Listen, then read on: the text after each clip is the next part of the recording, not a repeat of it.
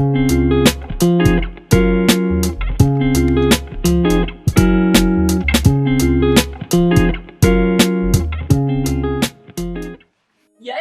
upah buruh adalah dua hal yang saling berkorelasi.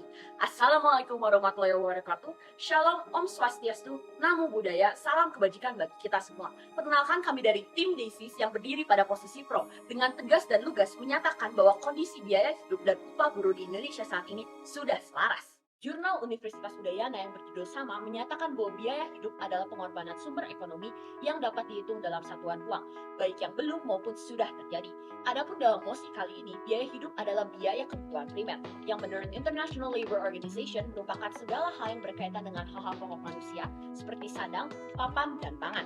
Sementara itu, upah buruh menurut Undang-Undang Nomor 13 Tahun 2003 Pasal 1 tentang Ketenagakerjaan ialah hak pekerja yang diberikan dalam bentuk uang sebagai imbalan dari pengusaha atau pemberi kerja kepada buruh atau pekerja yang dibayarkan menurut kesepakatan, perjanjian kerja ataupun peraturan perundang-undangan.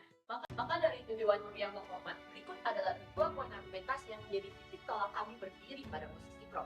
Yang pertama, UMR menjadi acuan pemberian upah buruh.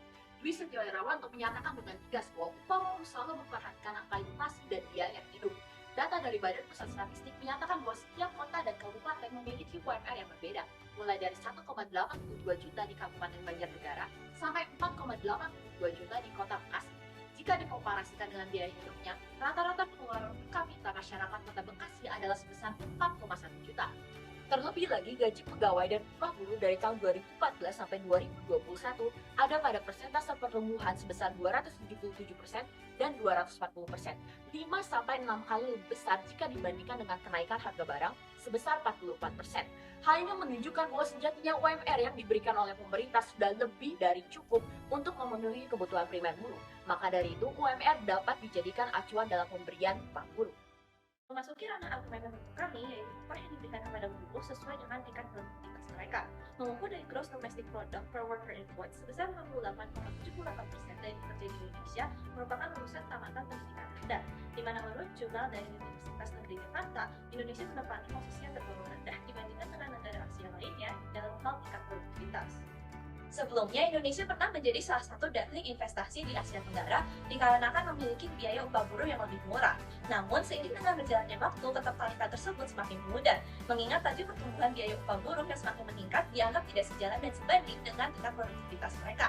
Maka dari itu, banyak investor dari negara asing yang lebih memilih untuk menanam modal mereka di negara seperti Vietnam dan Bangladesh yang memiliki biaya upah buruh yang lebih murah dan tingkat produktivitas yang lebih tinggi.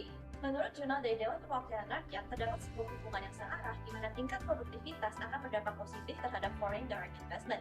Selain itu, teori efficiency wage menyatakan bahwa semakin tinggi upah yang diberikan, maka semakin tinggi tingkat produktivitas.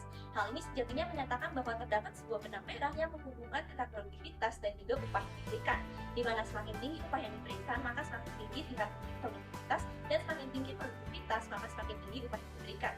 Berdasarkan hal-hal yang sudah kami paparkan sebelumnya, kebijakan saat ini sudahlah efektif bagi buruh, perusahaan, dan pemerintah. Tetapi, kami juga menemukan ada beberapa elemen yang dapat membawa perubahan ke arah yang lebih baik lagi. Berikut adalah solusi kami untuk menyikapi perihal. Melakukan manajemen keuangan sebagai metode dalam mengatur arus kas masuk dan kas keluar. Manajemen keuangan berkaitan erat dengan manajemen biaya hidup. Akan sisi jika penghasilan yang kita punya besar, tetapi tidak dapat mengoptimalkan pemasukannya. Tidak sedikit orang yang memiliki banyak penghasilan tetapi tetap saja memiliki utang. Contoh prinsip dalam mengatur keuangan adalah prinsip 50-30-20, yang berarti 50% untuk biaya hidup, 30% untuk keinginan, dan 20% untuk ditabung. Memiliki dana darurat sebagai pegangan jika dibutuhkan. Dana darurat adalah dana yang sengaja dipersiapkan untuk digunakan ketika keadaan mendesak. Dana darurat dapat digunakan untuk berobat, antisipasi bencana alam, PHK, dan lain-lain. Bencana COVID-19 menimbulkan banyak gejolak di dunia ekonomi dan dapat kita jadikan bukti bahwa kita membutuhkan dana darurat. Kita dapat memiliki dana darurat dengan cara menyisihkan uang. Gaya hidup dan upah buruh merupakan dua hal yang tidak bisa dipisahkan. Maka dari itu, kami tetap berpegang teguh pada posisi pro. Uang boleh dibelanjakan, tetapi jangan disia-siakan. Jalan-jalan ke Margasi, tidak lupa membeli terasi. Sekian dan terima kasih. Sampai jumpa di Demokrasi.